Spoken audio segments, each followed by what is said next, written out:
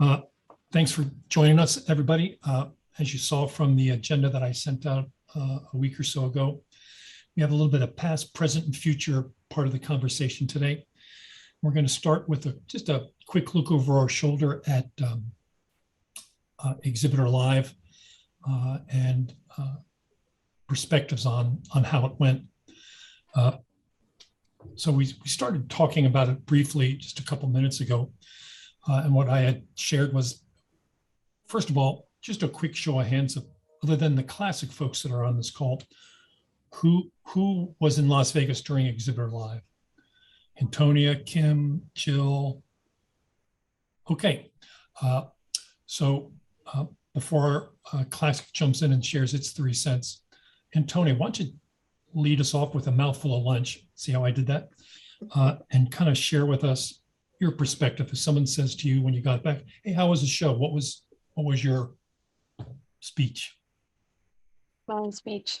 I always think that show is great because it brings together the people that I want to talk to. I think it was a little funky that they had like such a long, like it was the golf outing and the what was it? They had some events that I didn't go to. I wanted to go to, but before Exhibitor Live, got to see a lot of our clients there. The booths were really cool. I liked a lot of them. Like in every aisle, I said, oh, that's my favorite. And then I would go to another aisle and be like, oh no, that one's my favorite. So that was great. And I love that there's always so many like club activities.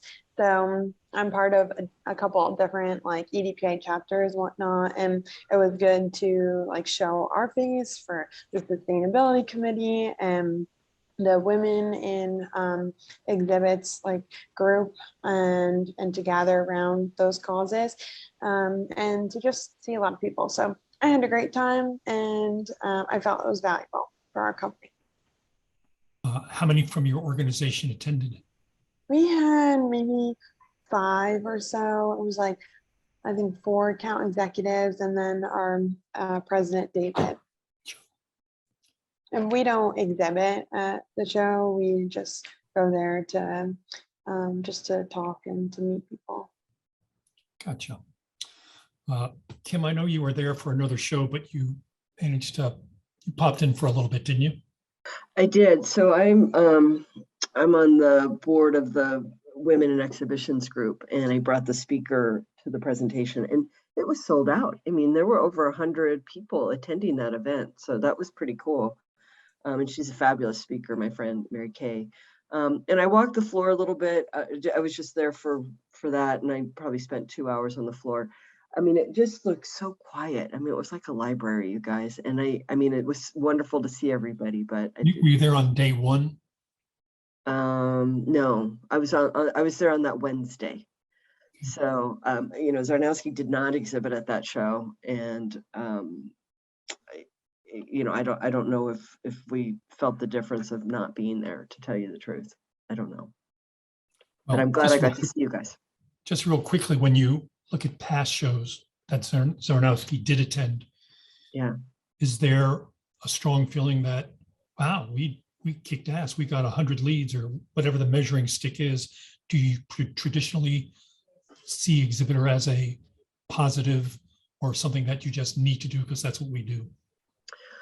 Well, in the past, I mean, it was a serious method of leads for us, and you know, and also kind of shepherding our customers and kind of keeping them away from the competition to some degree, or keeping an eye on them. I mean, we would spend 300,000 plus to go to that show, and I would say in the last, you know, pre-COVID, I would say 2019, it was still a little anemic. So it started to taper off probably at 2018 or so, from our experience. I mean, we talked to a lot of people. We just didn't have the quality leads that we did years prior. Gotcha. In hindsight, would you have spent more time there, or did you think 2 hours covered it perfectly? I would have spent a whole day there. Yeah. It would have been worth it because I like talking to you, Harold. I like talking to Brewmark. I like talking to DSL. I talk to all the vendors that we work with. So I mean, for me, it's really just connecting to our Yeah. partners, less so for the customers, to be honest. Gotcha. Dan, what about you think? What's your 3 cents on the show? Dan, you're muted. Yeah, I know. I There was you go. looking for my card here and backwards. Since I like to design stuff, I just got this card from someone I met earlier in the week, unrelated, and I thought it was interesting. I found that the level of exhibits on the floor certainly trumped the show in the fall. There was more confidence. Yes, I was there 2 of the days, and the difference in the floor on Tuesday versus Wednesday was significant in amount of traffic. However, Wednesday was my most successful day on the floor because you weren't weeding through the traffic necessarily. And I felt the layout was a little different than in the past. But there weren't the holes in the show that there were in the fall. So generally the sentiment was much better among the folks I talked to. And I met some new folks that I've actually been able to purchase materials off of. That has been helpful as well. So you found vendors. Did you find any clients? I did not find any clients necessarily. That wasn't the objective of being there. However, that's always a benefit. I missed events that I don't believe happened this year that did pre-COVID, like Dinner with Strangers. I always found that, and I have clients that I've gotten out of events like that because you get a mix of the exhibit managers. Normally there's a few in that mix, and I'm not even sure that was offered this year. Gotcha. I didn't see it on a schedule. Doesn't mean it wasn't there. Mr. Shellman, you want to share a little bit from Classics Rentals team, what your perspective on the show was? Well, from our perspective, I thought it was great. We saw a lot of our distributors, some of which are on this call. Jill, good to see you. Yeah, I mean, it's just a way to reconnect, and I thought everybody was really super positive. Definitely compared to the fall show, it was a much greater success.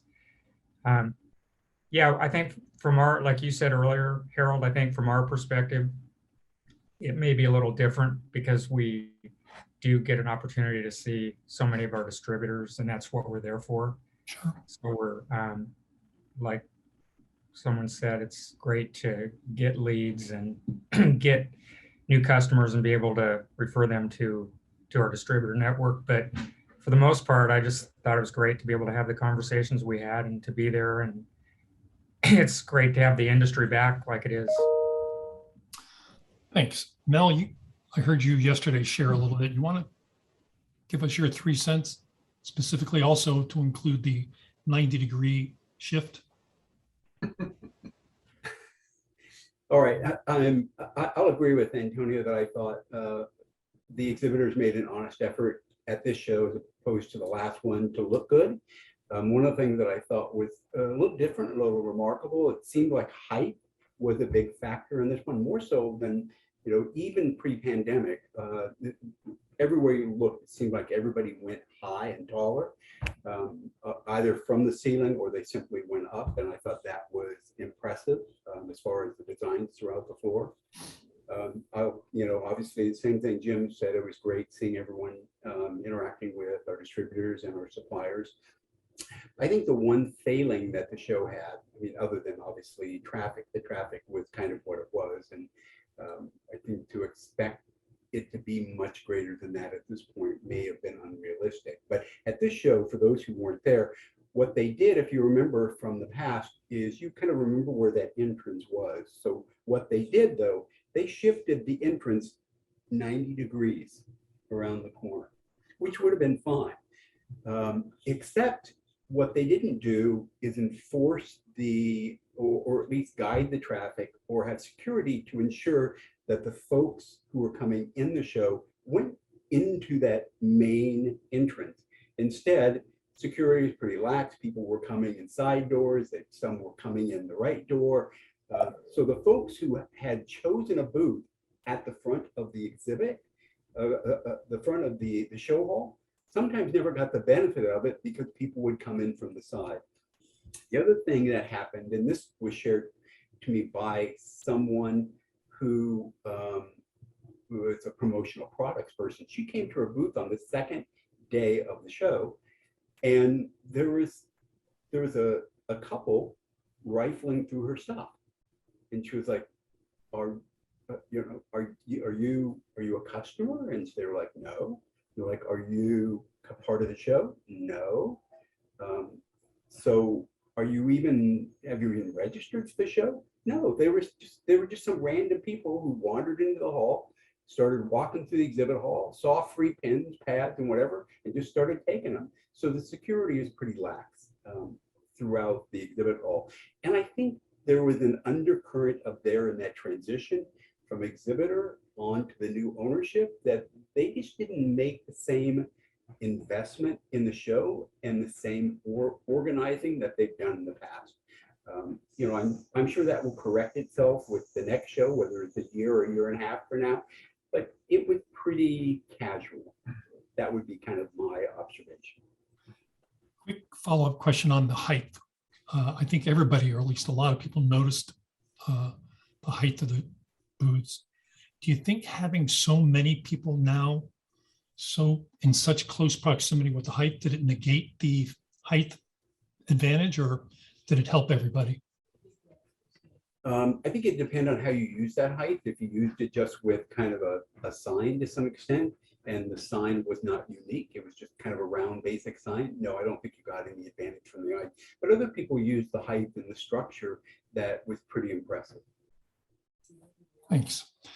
Mr. Cardy, coming in last, but do you have any take on the show? On the height, Mel spot on. And, since security was pretty much letting people come in from everywhere, including the dock door, you had great representation of your signs. So people were just seeing you from wherever they were coming in. But it was, I don't know, it felt like it was good for us. I'll reiterate that. It was very good for us, but it's a unique position for us, as others have said, because our customers were on the floor and or walking the aisles. So that was fantastic. I mean, we had no complaints there. And we connected with some new distributor partners that are already starting to work with us, which is fantastic. So nothing negative to be said there. It kind of felt like, a bit of an old singer or group that was, on a 90-day tour, and this was their last show, and the effort was showing that this was their last show before they retired. That was kind of a bummer. Didn't expect huge numbers, don't get me wrong. This is a personal beef of mine, but not being able to actually get registration information, even leading up to the final days before the show, was frustrating. Not really knowing whether or not we were going to have 500, 1,000, 1,500, or 3,000 people there. Thankfully, getting some insight from some insiders there that said to expect probably around 1,500 people. As we were saying before everybody came on, I'll be curious to see, just from a pure curiosity standpoint, what the audited numbers were and what that breakdown was between exhibitors and exhibit staff and suppliers walking versus end users. I don't know if anybody had gotten any information on kind of what the class attendance was, but I think that's is typically a pretty good bellwether. But it felt like there was not a whole lot of end users on the show floor to me. And then the last is, and I'll preach from this mountaintop probably till the day I die. Even if we go back to 2019, which was an amazing, a much more amazing event in 18 and 17. We need a 2-day event. We don't need a 3-day event. We need a 2-day event that maybe starts at 9 o'clock in the morning and ends at 4 o'clock in the afternoon, But, third days of this show were painful enough, for the last 26 years I've been going. And it was, it was pretty brutal the third day of this year. So This year's was probably the worst third day I've seen ever. There was nobody there. but with what Kim said, I was talking to Katina, and the Women in Exhibition event was kudos. That was so well attended, and I've heard nothing but glowing responses about the speaker. Everybody's just been gushing over that, so that's awesome. Okay. Just a second. I will share one comment from a Classic Conversations yesterday from a custom house. And what she said is, yes, traffic was down and they were not in an ideal location. But she said the same thing we've kind of been hearing from our clients. She said it was well worth it for them. They didn't have as many end users they've had in the past, but the people that they did have were very serious. They had long conversations, detailed conversation, and they picked up a fair number of clients, or at least they feel like they were going to pick up a fair number of clients from the show. Thank you. That was a good 2 cents.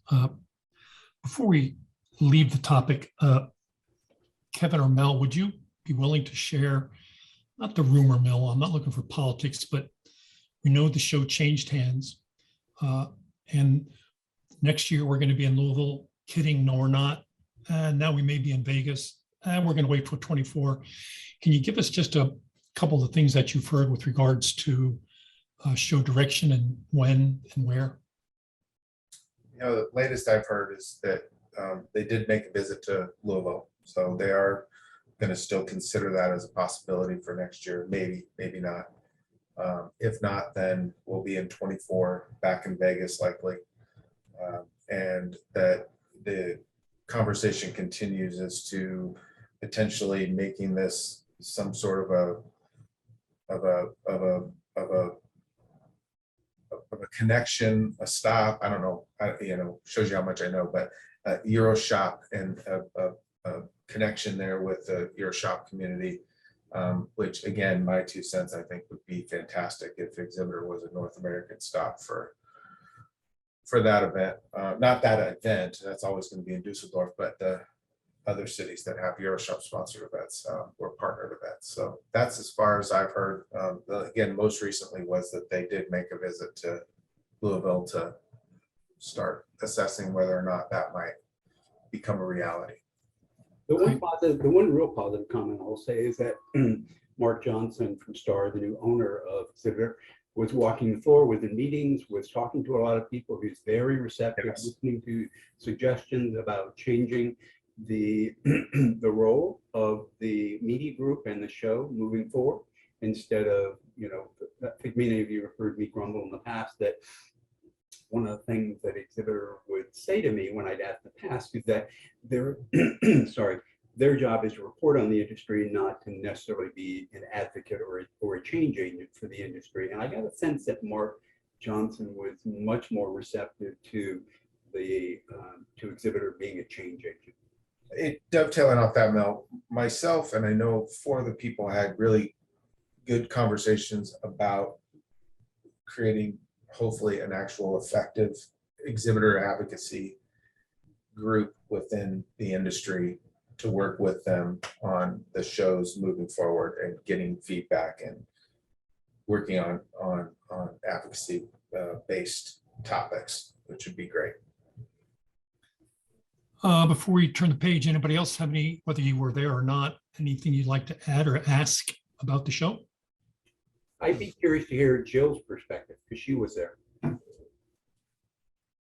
Spotlight's on you, Jill. It was great for me to be there because I haven't been there for a few years. Last time I was there, I was working a booth and didn't really get to go around and see everything. Of course, it was smaller, but it was just great to see everybody and reconnect with you guys and other suppliers. I had a couple of new contacts I made. One with a client that I've had for years that happened to be at the show, and then someone else I just met that was there during the seminars and so forth. The women's breakfast was great. Speaker was phenomenal. She was, gosh, she was good. I like to be able to spend time to talk to a lot of the exhibitors. In the past, I know it's been pretty crowded, so I was able to get attention for some things I was interested in, and get more thorough information from them. So I did pick up some good ideas for my clients. I love the use of LED tiles everywhere. Yeah. So I really want to push that. Backlighting already is like 100%, but the LED tiles that showed up were really nice. Other than that, it was just good to go there and see everybody and just reconnect, especially after the past 2 years and working at home. That seems to be the comment I'm hearing most. We heard it 9 months ago at the other show, the last exhibitor live show, and again this time, which is after a 2-year big question mark about what the future looked like. It was good to reconnect with not only your coworkers, but your competitors, and just to see everybody. That's always good. All right. Yes, fire away, Chuck. I was curious, for those that did exhibit, did they offer a pre-registration list that you could purchase through CompuServe to do e-blast in advance? Because I noticed in my inbox, I didn't get many, and either I'm blacklisted or they didn't have one available. So did they make that available? They actually, I think you had to make the request yourself. They didn't really promote it heavily. One of the exhibitors, a friend of mine, again, the woman that I mentioned, who did promotional products, she did some pre-show marketing, but she was pretty disappointed in the numbers that she got and that she requested early on. She wasn't disappointed in the results, but she was definitely disappointed, even compared to the show 9 months before that. She had far more leads, or at least pre-show. That list was bigger. I think part of what happened is that they really did not do a good job, and Kevin kind of alluded to it, of doing pre-show marketing for the show itself. And so much of the attendance they got, I kind of felt they kind of pushed it pretty hard at the end, but not early. Lame duck. Yeah. Thank you. All right. Let's go from past to present. Current business outlook, let's call it the summer, fall. How's that looking for you? And Mr. Bendixson, I'm going to jump in with you because we haven't heard your voice yet this morning. Right now there's absolutely nothing on my plate, but in the month and a half before that, it was an absolute zoo. Travis had asked me to do one of those video testimonial things for Lee, and I did about 5 takes and sent it off to him. And I said, I got to apologize. I was working on revisions for a project all night. I had to go out for brunch with an old partner from when I was a paramedic. And I came home and I did like 5 takes of this, and I haven't slept for 36 hours. So here's the deadline and here's what you're going to get. And if I don't look like I'm awake, it's because I'm not. And it's been like that for about a month and a half. But this week and next week, I've got nothing on my plate. So it's typical summer now. Do you traditionally get jobs because your existing clients come to you? Excuse me. Or do you usually proactively reach out to generate that business? Usually referral. It depends on where you are in the food chain as an independent designer. Lee used to call up and say, hey, and if Lee ever did call you up and was friendly, you knew he was trying to get you to do something. He'd say, oh, I'm doing a special for independent designers. You can get 5 free or 5 full page ads for the price of 1. And I go, because all you'd get is a bunch of people calling up and saying, what's your hourly rate? Oh my God, I've got somebody here that'll do it for 4th that. And I go, oh, well, I'll do it for that. I'll just take 4 times as long. So it's usually, if you're not just doing a coloring contest, if you're actually designing and doing pre-show and post-show and, doing a campaign, instead of just saying, oh, that's the one you want, and you want me to make it blue instead of green, it's referral. It's existing clients, or like I say, I'd rather do a lot for a few people than a little bit for a lot of people. Yeah. So I'll end up doing, a lobby or a marketing center or other things for the same clients than a bunch of exhibits. Just last question, of your business over the last 6 months, how much of it's exhibit, how much of it is event or permanent install? Last 6 months, Ish.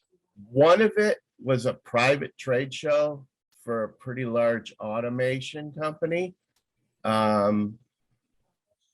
Like part of McCormick Place for 18,000 attendees.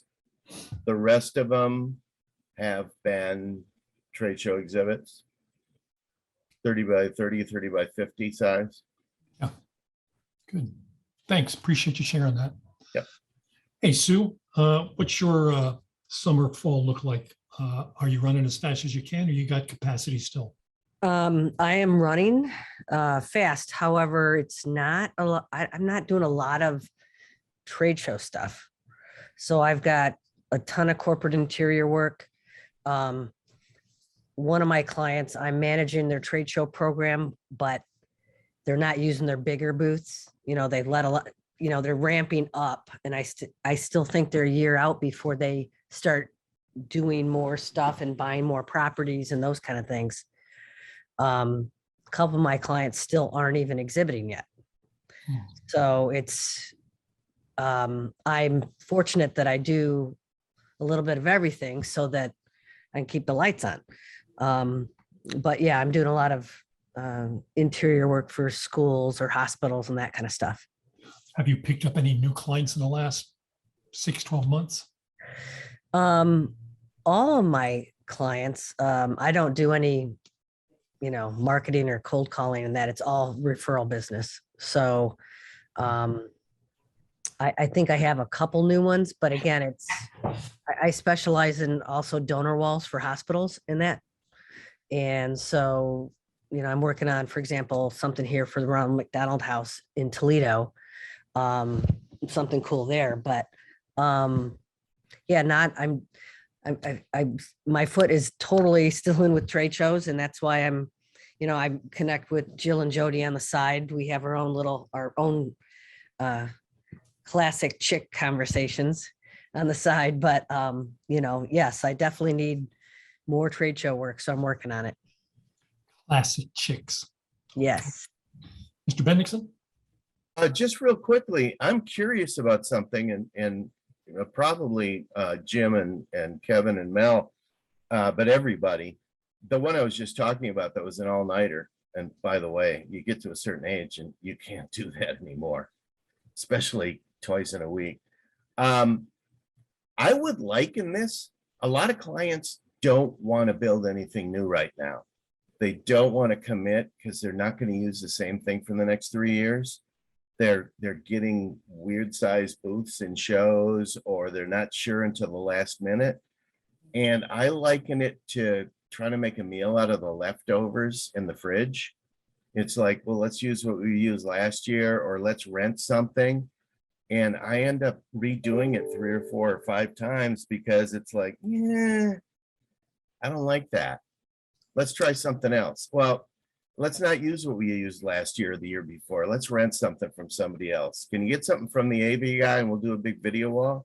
Oh, that's how much it costs? No, let's do something else. Let's just get some cord furniture.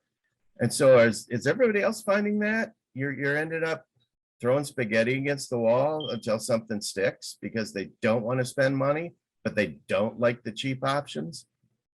Jim, I'm going to ask you to respond as far as classics rentals goes.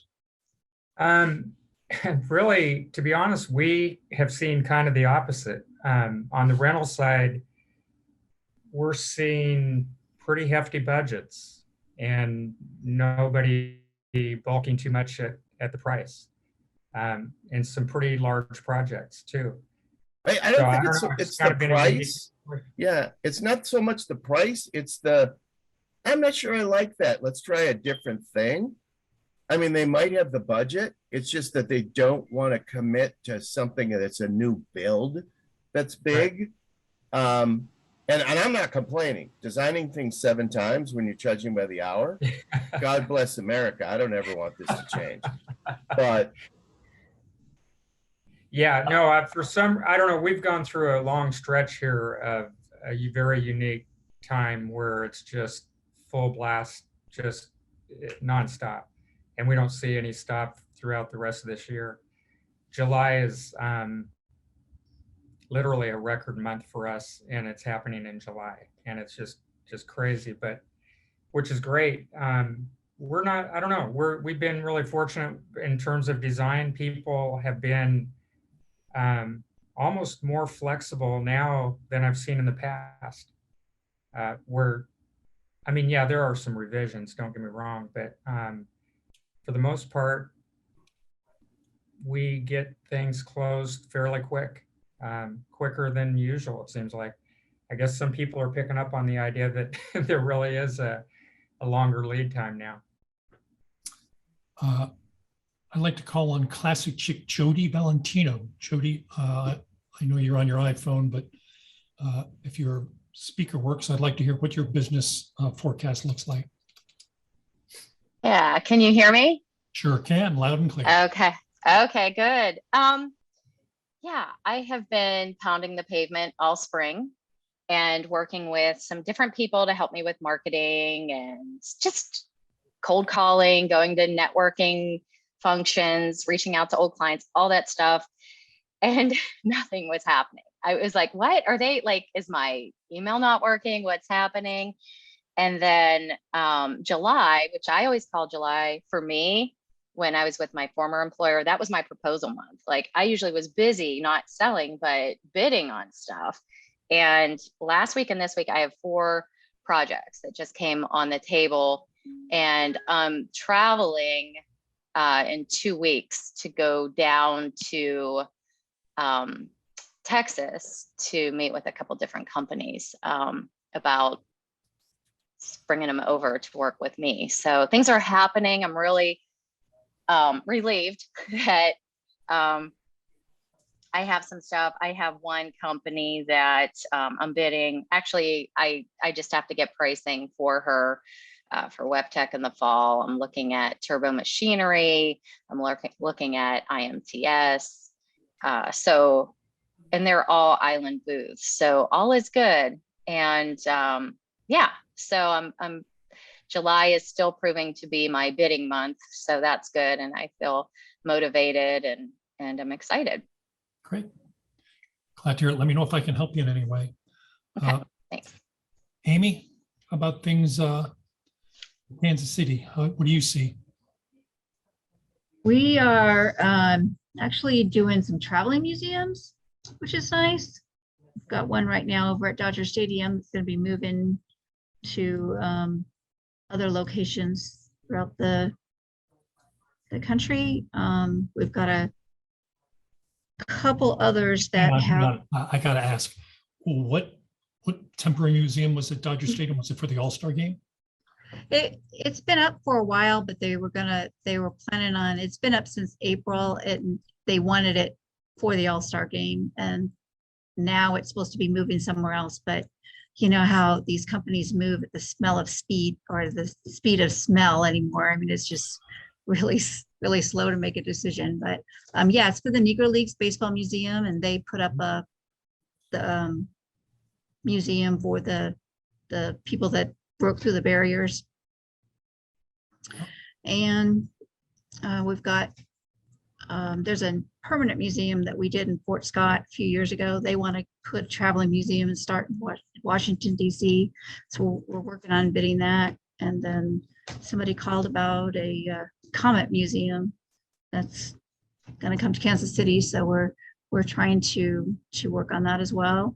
But we've seen a lot of rentals lately. We are working on one double-decker for a pet food company right now. It's supposed to be done next month and out the door, shipping out on August 16th. So it's good luck on that. But yeah, that's what we've got going on. Great, thank you. Mr. Libator? Mute myself here. Okay, so July is not as busy as I'd hoped, not because there isn't a ton of stuff in the pipeline, but it's trying to get an answer on a lot of things. Well, we'll talk to you in a week or 2 weeks or 3 weeks, and your show's in a month because there's a lot of shows mid-August. So some of that is kind of fallen by the wayside as a result, or they're just deciding to literally throw up banners at some of these, because it does seem like folks are all over. A lot of our past clients, some of them still haven't done shows. We've probably, I would say, about 25 to 30% of our business this year is from new clients. We've exceeded last year's revenue, but that really wasn't that hard. But that's still a nice place to be compared to last summer. And the fall is extremely busy, and it's mostly the concern of getting folks to understand that the ramp to delivery is maybe longer with some turns that they might have not navigated before if they haven't done shows until this fall since pre-COVID, which is the case with some of the island displays. We're still kicking around, Harold, a lead from you, a double deck. Luckily, they're planning ahead. That shows late next spring. So someone's actually planning ahead. But there's a number of rings in the hat, and they're not even sure they want to do something. I was amazed. It was a company that's been using the same booth for over 20 years. Red flag. Yeah, that's a bit of a red flag. It's so the biggest competition is no action, as you and I had talked. But things look very good for August, September, and October. I don't even want to think about in a good way. Taylor, haven't called on you yet, but what's your next 6 months look like? You excited or are you nervous? Or both? Oh my gosh, I'm so excited. I'll only be in this trade show world for the next like 2 weeks as a Zarnowski intern, but all this is really cool, and I hope that these next couple months go really well for all of you. Just real quickly, pretend we're all your best friends you've known us for a long time. What sorts of things will you be doing this week as a new 2-week-old intern? Oh, well, this week I've been doing some accounting actually, which has been new. So doing transaction reports and invoices for different shows, going to meetings like this and talking about swag and merch, and just kind of learning this world of trade shows. Kim, do you know Taylor? Taylor, do you know Kim? Taylor's my cousin, Harold. Well, that's cheating. Everybody should have a Taylor in their life, you guys. She's worked with us for 6 weeks. We have taken her to 4 shows, and let's face it, sometimes capitalism isn't really presented as a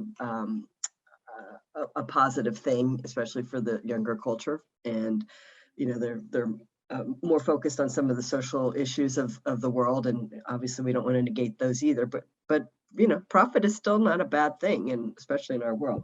So she's been able to see sort of a merging of these two, products of, that are helping the planet, or products that, keep people from getting their cybersecurity stuff messed up, or that sort of thing. So it's been fascinating. And then just to see the world through an 18-year-old's eyes in what we do, because let's face it, all of us here except for a couple of you are very seasoned, let's just say. So learning how to bill exhibit packages. Have you learned the term asshole tax yet? Or is that too old school? No, I don't know that term. What does that mean? Oh, well, Kim. You gotta look at the GL listing. It's about 3/4 of the way down. Mark, I'll do the honors of having you just explain that to her. Tell her. It's kind of like overhead. You know how you build in the cost of the building and the phone bills and everything else? It's for difficult clients. If you know there's a client that always argues about their bill, sure, yeah, you just add 3% up front, and then you can give them 2% back and make them happy. Got it. And they Okay. still make an extra 1% for them being a jerk. Okay. Okay. All right. Some people have that as a difficulty button in their quoting module, and it just, puts a little on top. I mean, and the terms can mean anything. With swag, we're designing a bus for soil, water, and agricultural conservation called the swag bus. Wow. Well, I had a client yesterday, you guys, this is the first of my career. Our budget came in $15,000 under. I mean, that never happens, especially at Zarnowski. That's easy to fix, though. Well, okay, so the asshole factor should have come into play because I had to spend an hour on the phone with her justifying or explaining why the bill came in so much less and why my estimate in the initial phase was so high.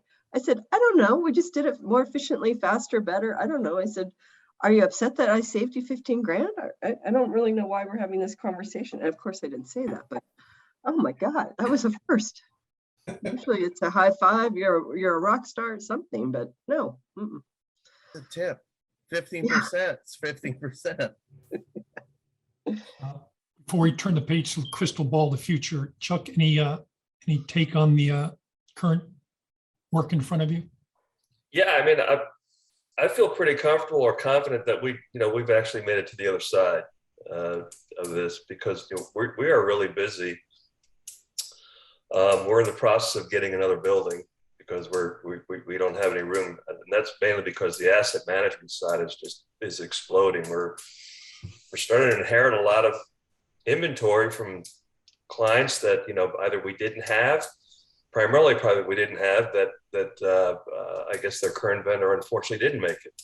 That's probably one of the big reasons. So asset management wise, warehouse wise, we're really booming. Had to take on about 2 more employees to accommodate that. Yet clients are getting aggressive. Those that are starting to look at schedules, it seems like they really want to go all out. But I think we're seeing more rentals because they're not 100% sure of their schedule, what size footprints they're going to want. So just as they move into this quickly, we're seeing more interest on the rental side. And I imagine that will probably change. But again, we're busy, and which is fantastic, especially this time of year. I think our new business development team, all that mining they did perhaps in 2019 is starting to pay off. There wasn't much of that in 2020 or 21, but we're working on 3 RFPs right now, which is great. So I'm very optimistic right now. Thank you, Chuck. When you're optimistic, I'm optimistic. Last one before we turn the page. Kevin, what's Classic look like these next few months? August looks really, really busy. September is already, the first couple weeks are getting crowded, which is good. I think it was Dan who said October. It's same kind of thing. October looks pretty hectic based on what's coming through design and what is being quoted right now in project management. That kind of late September and October look fairly chaotic. To be frank, the first 4 months of this year were insane and larger, month over month than any other, January, February, March, April than we've ever had. May was and we started feeling a little bit of a drop, but then rentals has just been going bonkers. If I had a crystal ball, I guess it's more of a question. I don't want to fully predict it, but I'm not so certain that the wood builds are going to be as dramatic as they were.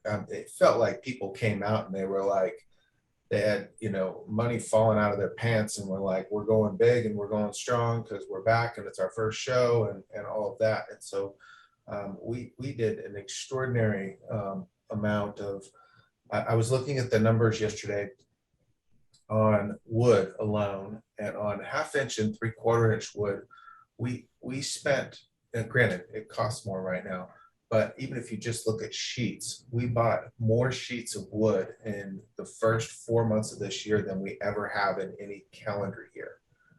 And it was all for custom wood construction and crating and things like that. I don't know that I'm not trying to be pessimistic, but I don't know if that's going to necessarily maintain through the rest of the year. And some of it, we're seeing some people, to Mark, your point before, going, what if we do this and what if we do that? More of those conversations now than earlier in the year. And I think some of it is people are toning back a little bit of what maybe they were already gung-ho to spend for a fall show, but there's a little bit of, the economic concerns are going into people's thought processes for builds that we're going to be working on in September and October. So I expect to see those builds maybe not be as flashy as once thought, but the year itself is maintaining very strong. Great. Good report card. Thanks, everybody. All right. So the last thing we'll do is take a look over the hill at what tomorrow is going to bring. And we talked very briefly about Exhibitor Live going from Vegas to Louisville, elsewhere. Mel, I'm going to ask you, based upon yesterday's conversation, to lead the conversation about the trade show cities, the traditional ones. We got Chicago, you got Anaheim, Vegas, etc. Where are these shows headed? New places, old places? Can you kind of talk us through that? We had a long conversation yesterday in the Classic Conversations about what the folks were seeing, some of the smaller cities, and a couple of people really shared some interesting comments about, and one of them, Chuck, was one of your colleagues, obviously Heidi. She talked about what they're seeing, what you guys are seeing from where some of the shows are. And they mentioned, places, obviously, I'm not sure these are second tier cities, but they're certainly not first tier cities, but they certainly mentioned things like Indianapolis and Denver and Tampa. Do you remember some other places? I'm trying to think within there where they felt like they were shipping exhibits to places they had never shipped exhibits to before. Seattle, someone said a couple shows in Portland. More of the second tier cities, more of the organizers are willing to go to those second tier cities. And they were seeing less activity in places like, Chicago, or Southern California. Yeah, Southern California. They mentioned obviously that they were seeing consistent traffic though in New Orleans. But is there an ongoing shift? I guess that's for the group here. Are you shipping more exhibits to what would be what would have been considered in the past the first place people would want to go? Orlando, Vegas, I don't know, Boston, New York, San Francisco. They did mention San Francisco specifically, that they hadn't shipped anything to San Francisco in a long time. So they were not seeing the activity there at all. So I'm curious on what the group is seeing. Careful, Jill. I almost saw it as a raised hand when you scratch your forehead like that.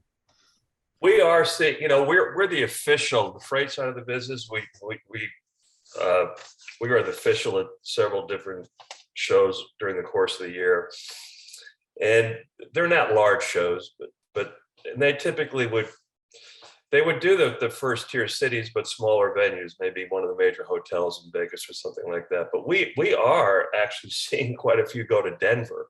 I've just noticed that lately, and actually Tampa. So I don't know if people are looking for better deals. Obviously, Exhibitor did such, but would you consider Denver a tier 2? I guess from a convention standpoint, it would be. I guess the problem that you run into though is it's tough enough flying now. When you start getting to these B-level cities, are you looking at 2 and 3 connections? That's probably a big hurdle to overcome, I imagine, for some folks. But we are seeing it. Definitely. Yeah, Amy. Mute still. I'm sorry. I was waving at somebody that came through my office door. Oh, sorry. Fire away. Well, I'm doing I'm basically Orlando, Vegas, and Chicago. Those are my three kind of hub cities. Although I did have one in Cleveland for the NRF show, which was an odd one. But for the most part, based on the shows that I handle, they're in the bigger venues right now. They're still there. San Francisco's, it's just ridiculously expensive. So I'm sure down the road, some of the rotation of that city will be rotated out given our rates here in my dear city. But basically it's Orlando and Vegas. I'm curious, Antonio, what are you seeing from a labor perspective? We're doing well. I think this month we're a little bit down. Maybe that's just summer compared to other months. The issue we're having is people, like companies contacting us for labor, like for tomorrow. So we get a lot of last minute orders, and we're trying to figure out how, especially we have some new account executives, and so obviously they don't have as much leverage or negotiating power over their clients as the existing account executives do, who've had long-term relationships, working relationships with their clients. So that's like what's on our plate now. Are you seeing new cities being added, or cities that don't usually get requests getting requested? Not anything that's been brought to my attention. No. Mm-hmm. Okay, any other city comments? Mr. Bendixson. Yeah, to the people that arrange a lot of shows, do you notice any impact? Because I was thinking about going to exhibitor and I thought, oh, if I can find a cheap hotel room and a cheap flight. And then I checked into them and I was like, holy mackerel, not cheap. Do you find that the shows that have other tourist attractions, because everybody was in quarantine for a year and a half, they all of a sudden want to go to Disney World or Universal Studios, and because of that, people are sending 2 people to a show instead of 5, because the flights and the hotel rooms and everything else in Orlando are ridiculous, and that's going to affect shows from the attendee standpoint and the people attending the shows. Mark, I've heard that from countless folks on projects. I mean, there's one I'm going to in Atlanta in early part of September, and their Vegas event, they had 18 staff members that came to it. Their Atlanta event, which is actually bigger, they're bringing 8. And here, part of it is the cheapest hotel via show rates was like $280 something, I think, but most of the show rates were actually up and above 300. And then flights. I mean, my flight is like $800 and some odd dollars for a direct from Portland to Atlanta, which is about twice what it normally would be, maybe a little less than twice what it normally would be. So we're hearing that a lot. Our guys that sometimes go out and supervise, people are opting to, by the way, we're still doing a lot of that. They're getting a call for a lot of that. Can you have someone come out? Distributors call and say, our client wants someone to come out. We don't have time to do it. I think that's almost a trade-off for, I'm going to send a couple other people, less people, but have, someone from manufacturing go out and supervise the set. I think it's a big driver, honestly. I think it's a huge driver in attendance, and it's just the overall expense of having someone there for 3, 4, 5 days. Yeah, and on top of all that, whether it's airline, hotels, or distributors, I think people are still suffering from not enough employees. And as a result, you see canceled flights, you see more expensive hotel rooms, will make up your room only if you request it, et cetera. Restaurants with shorter hours in Vegas that used to be 24 hours. Now they're open this much time. So hopefully that picks itself back up, but not yet, not today. All right, guys, we're reaching the top of the hour. I just want to thank you all for putting in your time and your voices into these conversations. It's not only fun to see you guys, but you're sharing your experience with everybody. Taylor and I appreciate that. Right, Taylor? Yes, we do. We really do. We'll see you again in a couple months. I'm not sure yet, but we've been talking about a big group conversation in a couple months with all the groups getting together. So if you think your face is small on the screen now, just wait till we do it with more people. We'll post this online if you want to share it with others soon. Stay safe and thanks for joining us again. See you all soon. Thanks.